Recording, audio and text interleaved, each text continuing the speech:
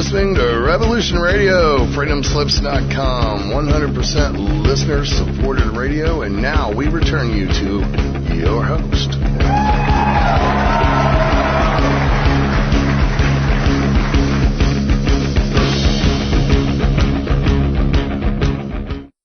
Hello, everyone. I want to welcome all of you back to Ohio Exopolitics. I want to remind everybody that we are listener-supported radio, so please press that PayPal button and make a donation. We appreciate it very much. Our guests for the second hour are James Horak and Crystal Clark. James' website is emvsinfo.blogspot.com, and I think Crystal's is thesoulsociety.com, Crystal's_blog_page. I want to welcome both of you to the show. How are you guys this evening? Very good, Mark. I understand we're going to be discussing Fukushima tonight. Fukushima is our topic this evening. Crystal, did I get your website wrong? No, actually, you didn't. I'm actually phasing that out, though. So the one that I'm using now is called drowninginabsurdity.wordpress.com. That's right. I remember that from last time. Let me kind of set the stage here. The Fukushima disaster started on March 11th, 2011, when an exceptionally powerful earthquake hit the area near northern Japan on the Pacific coast of Honshu, the main island of Japan. Following the earthquake, we had a tsunami, which ended up knocking out the background generators for the 3 nuclear reactors. And we have, on these nuclear reactors, we have 3 barriers for containment, to contain the fuel, to contain the reaction. We have the zirconium alloy around the fuel rods, the steel barrier of the nuclear reactor itself, and the concrete building that surrounds the reactor. Now, what happened on March 11th, 2011, is we had a complete meltdown on 3 of those reactors. So maybe we can start out with James, and you can tell our listeners how all 3 layers of containment were breached at Fukushima, 3 of the reactors, and how for the last 3 years this radiation has been going into the air and into the water. This is the issue of our times. In fact, it may be the issue of whether we survive to next few years or not. I would like to disagree with you on the point about the massive earthquake that supposedly started the tsunami. There was no earthquake of that magnitude. It was a detonation. Any seismologist that was taking the seismic readings and analyzing the PNS waves that are sound waves can tell you that a natural earthquake, or any earthquake that is caused by natural shifts in plate tectonics, starts out gradually. It has a slip and a slide, and then it hits the ultimate force, the ultimate magnitude of the quake. When there are detonations, the utmost impact, the utmost magnitude is at the very beginning.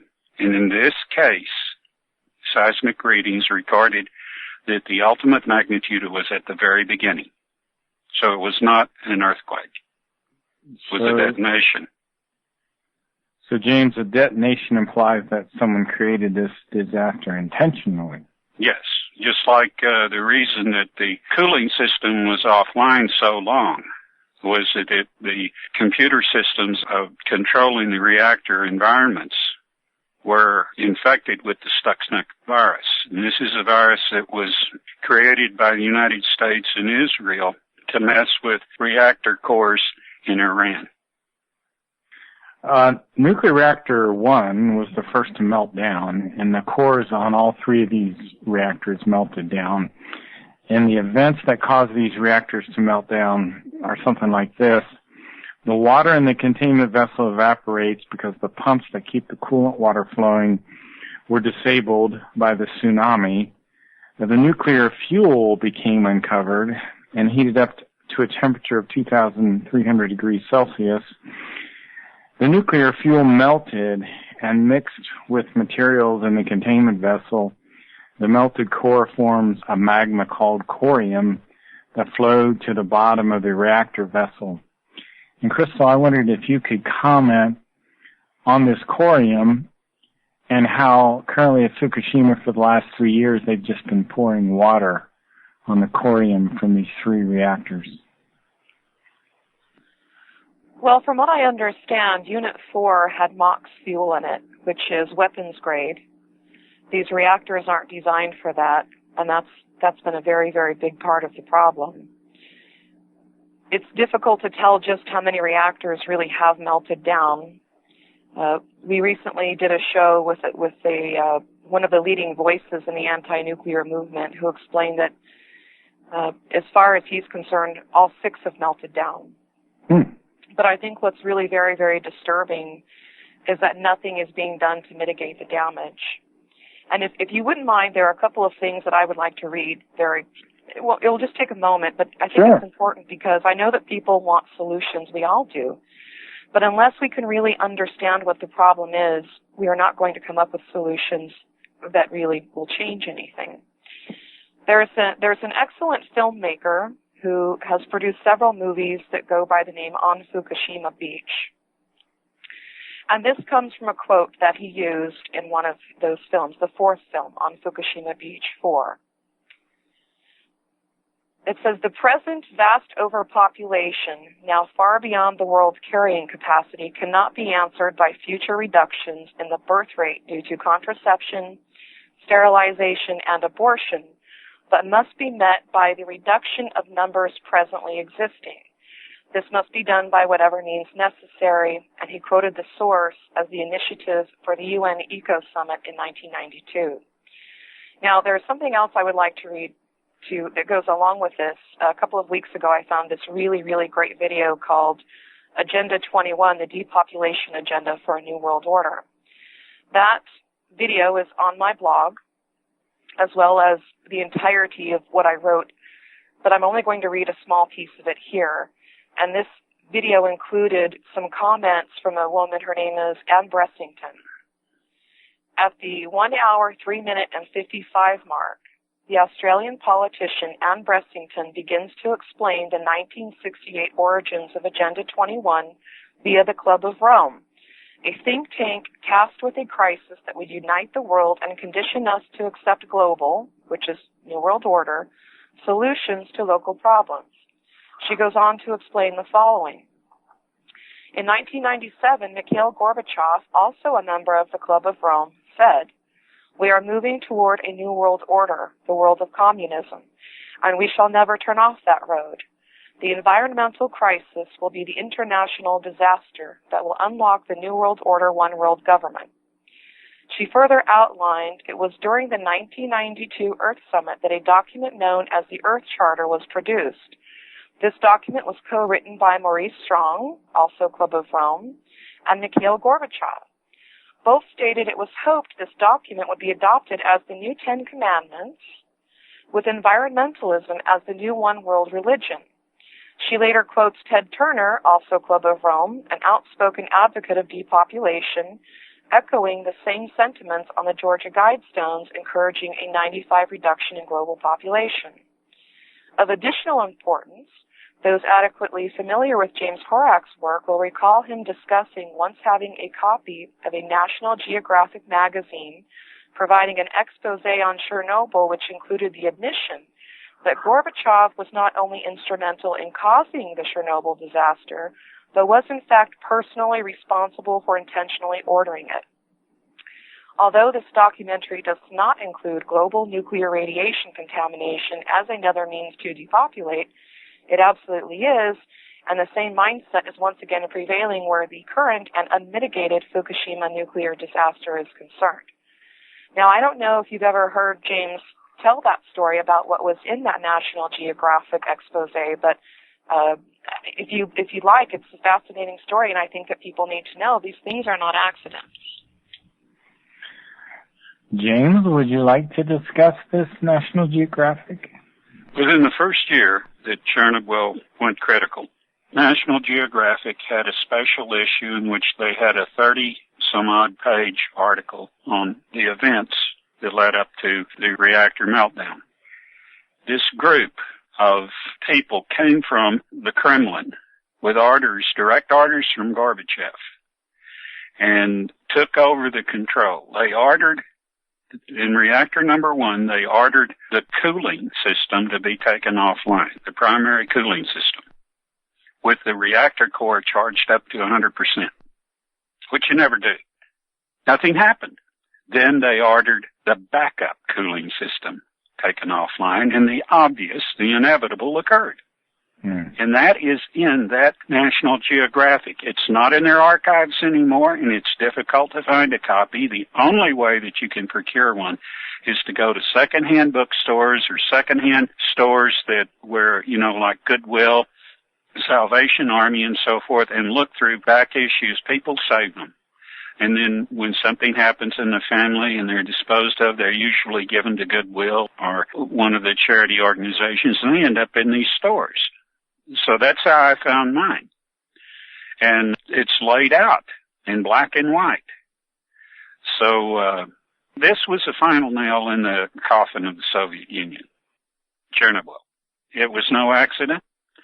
And a lot of the things that Gorbachev did were intentional to bring down the Soviet Union, to break its back, pretty much like Obama is doing to America. But if you know about these reactors, you know that there's no point in having an ICBM system or having hydrogen bombs or anything of the sort when the enemy can have all these reactors out there for you to knock out and will cause a similar circumstance. There's a little more time than a hydrogen bomb, but it's even more deadly whenever systems are offline. If we had had that EMP, that would have knocked off all these reactors. We have 100 reactors in this country. Can you imagine those being knocked offline and not getting plausible readings for the controlling the environment of the reactor core? Can you imagine? And they're not built to standard anyway. They're cost-cutting. There's been one scandalous expose after another, that they are not built to code. They're not built to standard. They're nothing but a disaster waiting to happen, all of them. In virtually every case, they're built on fault zones. They're built near rivers, seaside, where when anything happens, it's going to pollute the watershed. It's going to pollute everything. We've had reactors leaking in this country, and we get reports locally, or they're on the national news one time and then no mention, so they don't register in people's mind.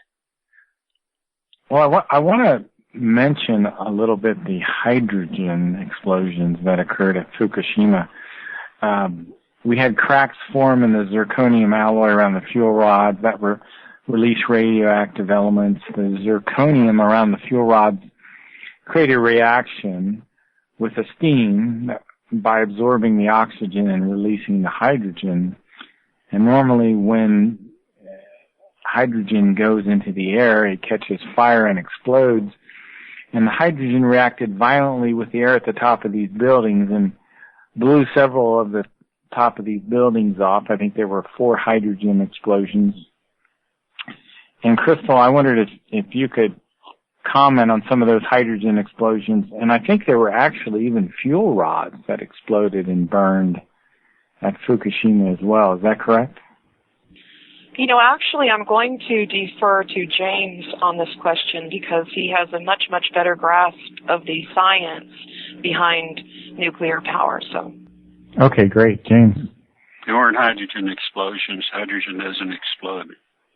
Wow. Hydrogen is stable. Oxygen is dangerous. If you separate oxygen and hydrogen, it's the oxygen that is dangerous, highly flammable. But what I'd like to say about this is that Fukushima is not atypical of other dangers that all of these reactors face. They stored spent fuel rods above these core reactors in every building. These are the ones that went up in the air. Mm-hmm. These are the ones that added to the pollution, hit the jet stream, and are coming to San Francisco and L.A. and raised radiation readings in those cities.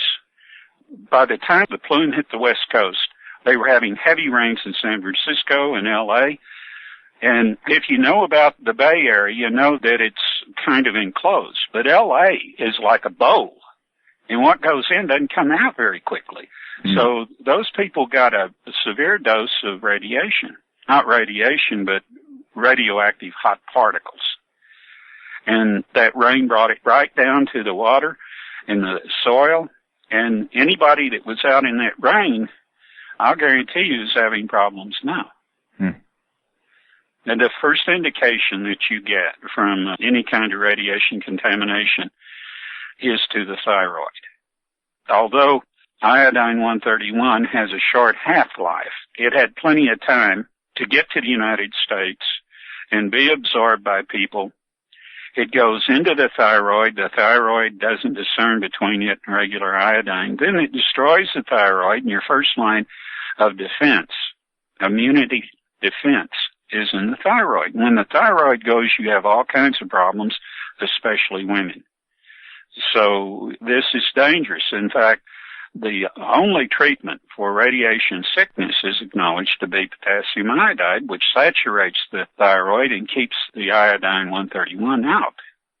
This was given to people at Chernobyl and probably saved 1 million lives. It had to come from the United States. That's why it's pretty well known.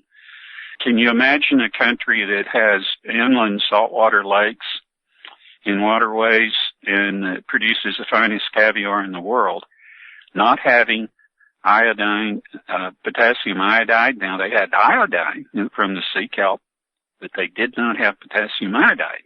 The only country in the world that had a stock of it at the time was the United States.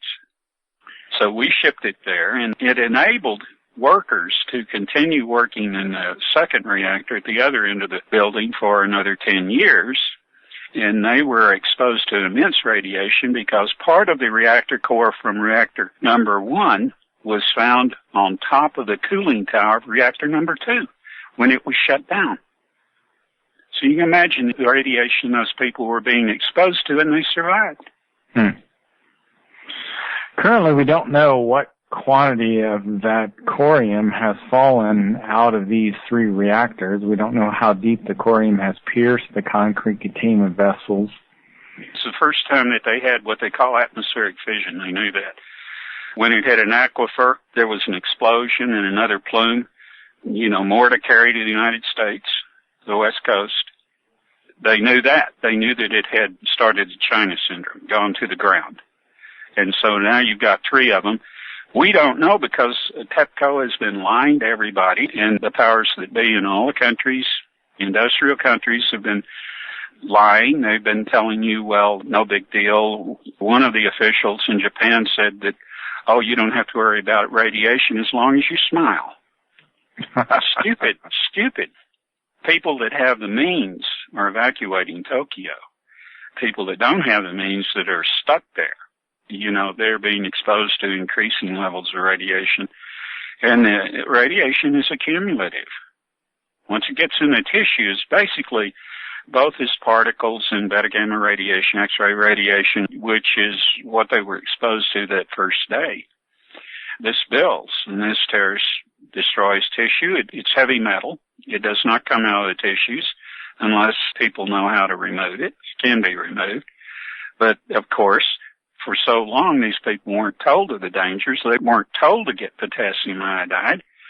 And they resorted to what they consider natural means, which are not going to do the job. They're not going to protect the thyroid, which you have to do. It's just essential. And I've been telling people this ever since Fukushima became an issue. But then there's a lot of disinformation out there. And it gets bizarre sometimes, and it's coming from the so-called experts and even people in the alternative media. It's so true. Even in the alternative media, I'm hearing people that somehow think everything is okay and that Fukushima isn't a threat of any kind. Have you guys run into that yet? Of course. Yeah. Of course. We run into it. The worst part of it is, and I'll give you an example recently. We know that the cores have started down, and they will eventually hit the mantle. And when that happens, it's just about over for all of us. the experts, the people that are actually involved in the nuclear industry, the media listens to, the mass media, they have admitted finally that the cores have gone below the last containment and are on the way to the mantle. Now, they won't say that on the way to the mantle, but that's a fact. If you don't stop them, if you don't, like at Chernobyl, they tunneled underneath the core and they built a reinforced floor, and then they entombed the core in graphite just to stop it from going down. They have done nothing at Fukushima, and they're continuing to go down. Well, I was listening to an interview that was conducted with Paul Gunter. Yeah. This is an apologist for the nuclear industry. He's an expert, but he's also an apologist. And he was misrepresenting a substantial assertion. And that is, he said, I'm paraphrasing what he said. He said, they'll hit an aquifer and then they'll explode. Now, they don't explode. They explode with the steam that is caused as a reaction of hitting that hot heat. But that doesn't stop them.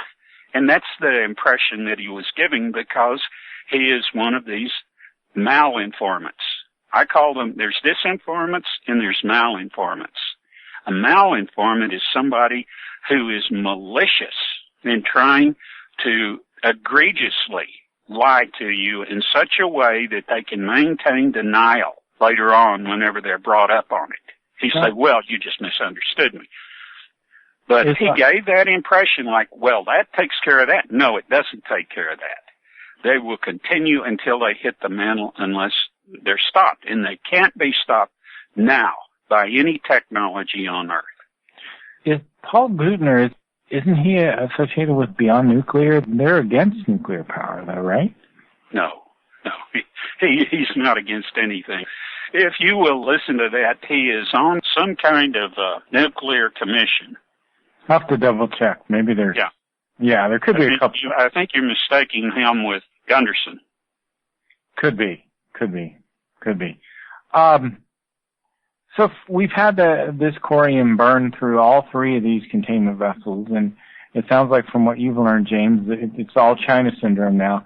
And the people in Fukushima are just pouring water on this. They've been pouring this water on, I think, 3,000 tons a day of water they're pouring on this nuclear fuel, and the radioactive water is building up, and they pump it out of that area around the plant, and they've been putting it in these giant water tanks, and they're storing millions of gallons of contaminated seawater around That's prophylactic. They don't have anything underneath at the floor level.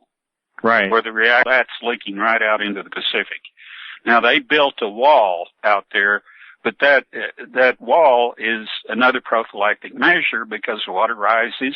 If it's holding anything in, the water will rise above it and go over it. Right. And this is highly contaminated, radioactive residue water.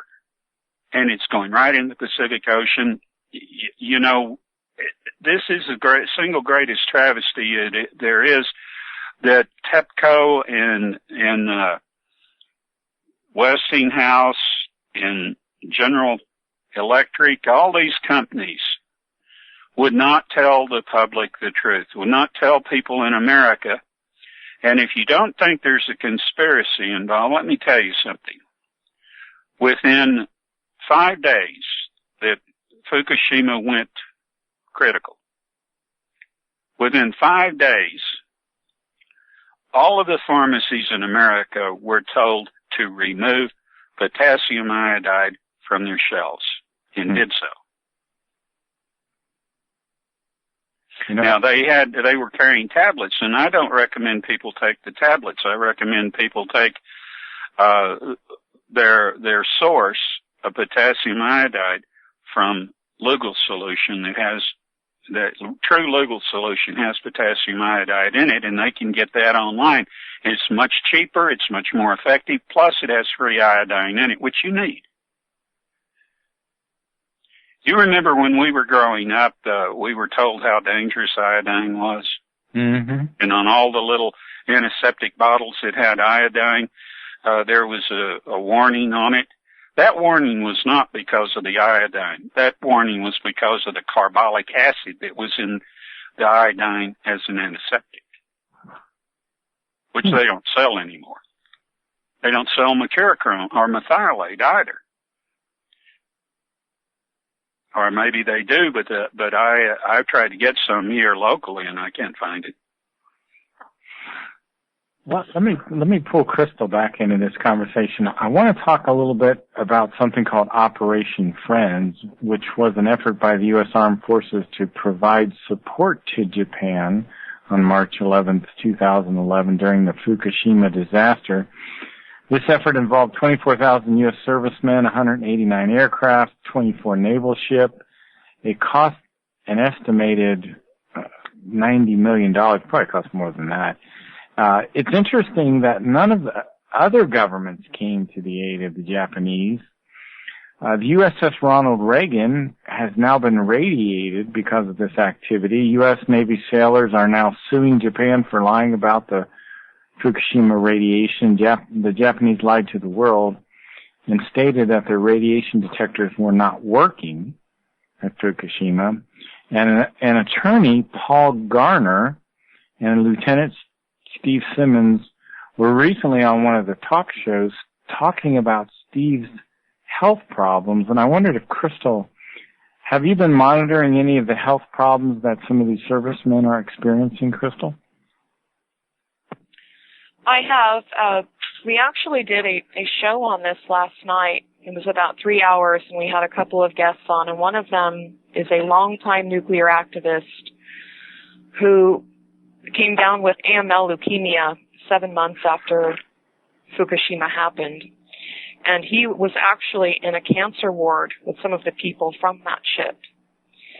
There's also, in the, I think it's the video, the documentary that I mentioned earlier on Fukushima Beach 4, there is some video clips of a couple of people that were on that ship talking about their health problems. And if I remember right, there was a female who was talking about how she had a period that was so bad that she almost died and had to have a blood transfusion. And there's something very important I want to bring up about potassium iodine, because people are being so misled about how important this is. There's a video series out there, you can find it on YouTube, and it's called Iodine Insufficiency in Cancer. And the doctor he's actually talking to his colleagues and trying to educate them. His name is, I don't know if it's George or Jorge. His first name is spelled Jorge, middle initial D, and his last name is Fletches. And he's talking about how iodine insufficiency in women, he's talking about the progression. So first you get like fibrocystic breasts, and then pretty soon you get cysts on your ovaries. And this is really, really important because women with thyroid problems automatically have sexual reproduction problems. And this is one of the reasons that you'll find in the beginning of that on Fukushima Beach 4, there are women talking about all the miscarriages that they've had. And of course, people like Lorraine Murray have reported how much the miscarriage rate in California skyrocketed after Fukushima. But going back to the potassium iodine, every cell in your body has to have it, and it's doubly important for women because of their reproductive system. And he talks about, I think it was in the 60s, about how there was a massive increase in thyroid cancers and thyroid problems in children around the Great Lakes area. And so they began to put it in food, in bread and in salt. And he makes a very interesting statement when he says they removed all of the extra iodine from the food except for salt. And now we have an aging population, and what are they being told? Reduce their salt intake. So it's very, very wrong for people to believe, well, I only need this if there's, some type of a nuclear problem. This is not the case. Every cell in your body needs to have it. And here's what's very disturbing to me. I don't know how familiar you are with what's happening with the sea life in the Pacific Ocean, but it's really horrifying. It includes starfish melting. And this, what I'm going to talk about now, came from a site called ENE News, which is very, very good with keeping up with this stuff. And a few days ago, they put out an article about how hunters were very concerned for the seals and walruses in the Pacific.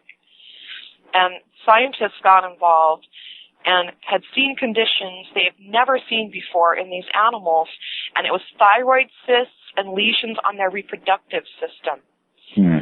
And 28% of Alaskan polar bears are showing the exact same symptoms. So we're not just talking about human beings anymore. This is genocide. It absolutely is genocide. And I think that I know that's a very, very difficult thing for people to wrap their brain around. Who wants to believe that we have people in power that are that insane? And when you try to explain that to people, the first thing they say is, why would they do that? Which is why I read what I did in the beginning, because you and I don't have to guess. This isn't speculation. We're reading right out of their own handbooks and manuals and quoting words out of their own mouths. So everybody should be taking it, and I also have thyroid problems. I have a long history of people who have been damaged by the nuclear industry in my family, and I think that's the other thing that people need to take into consideration is there were still people on this planet already dying from the radiation of the atomic age before Fukushima happened. So, and it's a very long list of ailments, and I also want to reiterate what James was saying about why the thyroid is so important. It is the reason it's your first defense, and it's a blood filter, and it works in a very similar fashion to water disinfection systems, in which water passes through a series of iodide-impregnated resin filters which kill bacteria and viruses.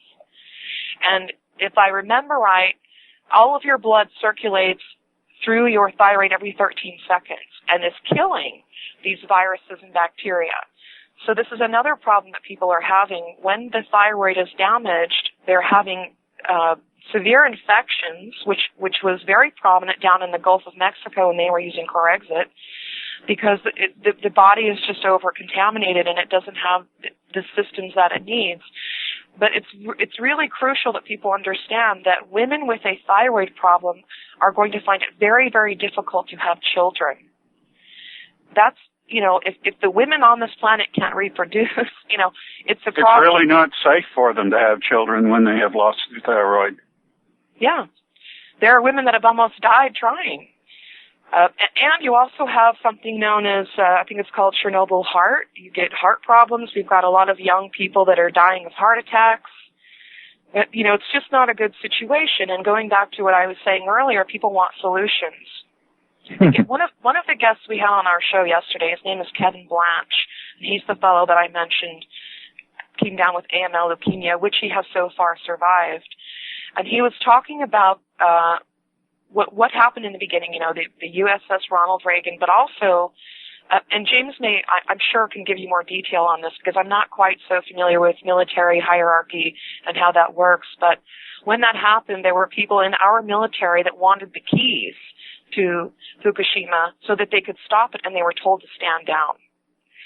So that says a lot, and we've seen that before, haven't we? Do you remember 9/11? There were people who wanted to protect this country and the people in it, and they were told to stand down. And I think people really need to get their head around that, because if we want to survive as a species, as a race, we have to get the people behind all of this out of power and away from the buttons, because they're producing an environment in which life cannot exist. And it's not just human life anymore. It's the animals, it's the plants, it's our food sources.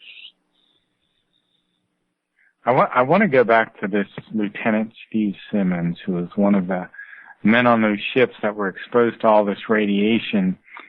Apparently the government is calling these brave men ambulance chasers. There are currently 71 sailors that are experiencing radiation sickness and are suing TEPCO. Attorney Paul Gardner is representing Steve and some of the other naval men. And if the government doesn't care about the sailors, then they won't care about anyone. And the DOD has claimed these men were exposed to too low a dose to experience health problems. And I'd like to hear James comment on this. Is the human race being aborted right now? When you're dealing with the insane elitist, you can't address these critters with sanity.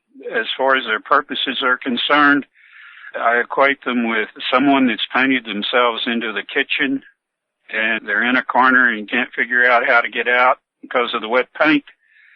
And they look over at the gas stove. They say, oh, well, I know how to get out of here. They turn on the gas stove all the way up and fill the room with gasoline and light a match. And that's their idea of how to get out of the problems that they've created for themselves. They made a big mistake creating the Internet because now there are so many people that know how rotten they are, how corrupt the system is. They can't deny it. And every day we're adding millions of people to our ranks who are aware, they're waking up, that are understanding that there is no good reason for any of the things that have been happening, have been trending in our society ever since NAFTA and GATT. And they're waking up. They're beginning to understand that there never was a reason for the economy to be undermined the way it was, for industry in the country to be undermined the way it was, and for people to be buying cheap China crap when we could be making, for the same amount of money, we could be making stuff that's a lot better, a lot healthier for us. It doesn't poison our pets, contaminate our skin when we wear their wigs, and there isn't an underground market, an illegal market or black market for human organs. So all of these evils are attended to the fact of the way in which these trends have taken place against the law in our country, with a Congress that is ill-informed or is part of the corruption, with Supreme Court that is infiltrated by crazies like Sotomayor, who has made statements that are completely racist against white people. I guess you've heard about one of them in particular that I'm a little too genteel to mention. I haven't. That all white men should be castrated? Well, that sounds a little extreme to me, James. What do you think? Yeah, how can a creature like that be confirmed as a Supreme Court justice? Oh, my. Unless they are desperate for toads that they can control. The Supreme Court's only supposed to rule on the constitutionality of laws and executive orders and so forth, and determine whether or not they should be enforced. That's their job. You know, they have been betraying the Constitution more than anyone and refusing to review. They use a device called judicial review to determine the constitutionality of any act, any law that's being enforced, any policy, whatever. But, of course, one has to create an action for them to review it, of course. And, of course, we look to Congress to do that, and Congress has got a thumb in their nose and a thumb somewhere else. I call that a double-barrel action. Double-barrel action. We are in the most pathetic situation on both sides of the aisle of Congress. These people are being blackmailed because some of them are pedophiles, some of them are using a lot of drugs, some of them are engaging in illicit activities and are married and whatever. And so they're, you know, and if they're not corrupted already, they can be blackmailed for things that they haven't done. I mean, we have alphabet agencies that specialize in this stuff. You don't think the NSA is using all this information they're gathering on everybody to aid and abet the executive branch of government in its dictatorial policies and trends? I don't doubt it. It is. It is. Crystal, I want to get you back into this conversation. One thing I recently learned about is that the government has purchased 700,000 packages of potassium iodine tablets. Have you heard about this? And if so, what's your take on why are they doing this? I've not looked at the source of that information. I've not really dug into it, but I have heard this. Another thing that I think plays into this, and I'm sure you're familiar with this, is the false flag attempt that was made to drop nuclear bombs on the East Coast. No, I haven't heard about this at all. Yeah, in fact, again, you know, you have to go back to the false flag, and this was back when they were pounding the war drums to go to war with Iran. And Lindsey Graham went public and said, well, if we don't go to war with Iran, we might have a nuclear bomb go off in South Carolina. And sure enough, they tried it. He even named the city. He even named the city. Yeah. And this goes back to what I was saying earlier about how there's a power struggle going on between the military and the shadow government, which also has its hands inside of the nuclear industry. So you had military that were ready to respond to Fukushima immediately, and they were told to stand down by the nuclear industry. So, and you've seen the purge that Obama's done of all of these very high-ranking officials involved with our nuclear arsenals. And if you compare that to stories like these bankers that have recently committed suicide, I don't know, are you familiar with this? I've heard that, yeah. There's been 3 in the last few days. One was the former Federal Reserve economist, one was the former senior manager of Deutsche Bank, and one was the vice president of J.P. Morgan Chase's London headquarters. And they supposedly all committed suicide, but I think what's happening is Obama is living up to his promise in that he was going to clean house to plug the leaks. We've seen how he's treated Snowden. We saw what happened to Aaron Schwartz, Breitbart. This is what he's doing, and I think that this purge is to get rid of people that he knows or doesn't trust to pull off more of his false flags against their own people. I'd like to change the focus of the discussion just for a bit to the New World Order in general, since we kind of seem to be heading that direction anyway. There is a breakaway civilization that is forming. You might call it a scientific dictatorship. And they are creating things like race-specific bioweapons. They're poisoning our food and our water, and we've been talking about that tonight in terms of Fukushima. James, maybe you can talk about this group in general that seems to be trying to kill off the planet. The type of thinking that goes into this type of social engineering began with the Tavistock Institute in London. It caught on with the think tanks that were controlled by the elite and by cartels. Westinghouse, Rand, CFR, all of these fell in line with it, and before long they had learned how to tailor people for positions of power, like Clinton. Bill Clinton was tailored from the time he was 12. He was recruited for a project that was run by the Council of Governors because he had character flaws. He had specific character flaws, and he would make an ideal president for them that they can control, a puppet president. And the same was true for Obama. Oh, yeah. Because they have so many blackmail cards that they could employ on Obama to keep him in line, he's a perfect puppet president. Let me interject just with one question, James. Do you think Obama is gay? That's really a non-issue as far as I'm concerned, but it's part of the misrepresentation that we have. Evidently, there are a number of people that went to high school with him in Hawaii that say not only was he gay, but he punked for cocaine. Yeah. You know what punking is? Yeah, I can kind of get the idea. So he's kind of a cocaine addict, too. I don't know what he is now, but I'm sure, leopards don't change their spots, not where moral standards are concerned. Mm. And he's proving that. He's the biggest liar that I've ever seen, damaging people with his lies, damaging an entire country, selling it out, going for things like TPP, Trans-Pacific Partnership Agreement, and keeping the wraps on it so not even Congress can get the full draft of it to know what they're voting on. Do you think his real name is Barry Soetoro? Yes, that's... I do too, yeah. That's what the people that went to high school with him were told his name was, and they called him Barry Soetoro. And isn't he listed as a foreign student somewhere? Yes. Every time that would get him any kind of funding, that's what he said he was. He's a rank opportunist, two-faced. He was part of the Illinois political machinery that John Daly left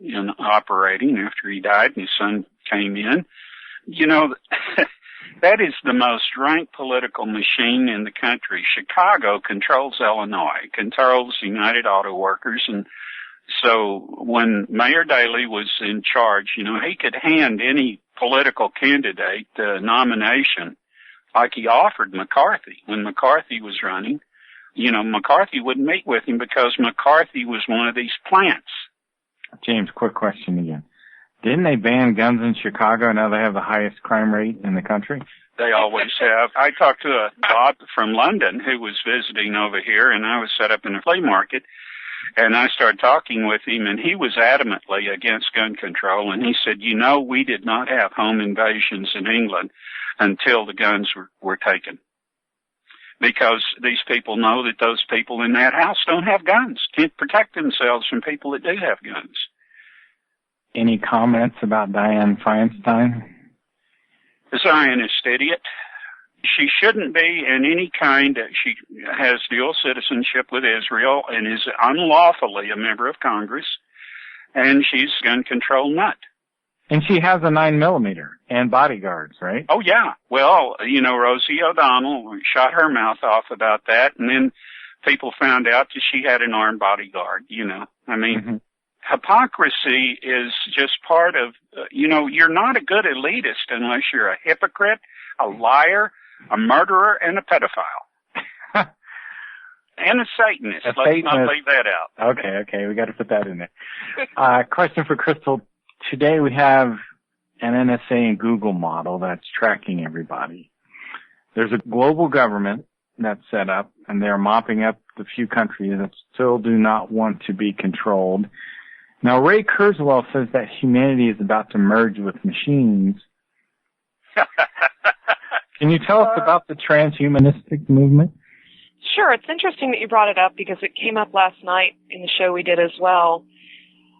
Unless you're going to fully merge your consciousness with a machine, you're still going to have a biological body that may be augmented, a biological body that cannot survive radiation. So that's not going to help anyone. But let's suppose, they're selling it as, oh, look, humanity 2.0, and isn't this great? But here's the thing. There's always one rule for them and one rule for us because they're our betters, don't you know? So would all of humanity be augmented? Sure. But what will happen is they will become superhuman and we will become subhuman. And if you think that we're good slaves now, wait until there's a remote control that can override your free will. But I thought those implanted chips into my brain were going to help me. Aren't they going to make me a Superman and I'll have incredible knowledge and I'll be omniscient? That's the last thing they want. That is the last thing they want. If that was true, if they wanted a Superman or whatever, they wouldn't put lithium and fluoride in your water. So you're telling me that the elite, they don't want us, all of humanity, to be empowered by this great transhumanistic movement? Let me tell you something. In the 60s, they were doing experiments on mind expansion. I was part of one. Really? And I may have had something to do with them deciding that they didn't want to do that because they were getting people they couldn't control. They were getting people that had abilities that went beyond what they had imagined, and that's the last thing they wanted to touch. So they went the other way, and it's been dumbing down people, and they dumb down people with the media. They dumb down people with the pharmaceuticals. They dumb down people with food additives. They dumb down people with what they put in your water, in your air, chemtrails. Now we have snow that won't burn. Yeah, I've seen it. I've seen it too. I just want to remind everybody we're kind of close on time. James' website is emvsinfo.blogspot.com and Crystal's is drowninginabsurdity.com. Guys, we're out of time. We'll have to have you back on right away, okay? Thank you so much. Great show. Thank you for raising awareness about Fukushima. I appreciate it. You guys We appreciate you, Mark. Thank you. Thank you. Good night. Good night.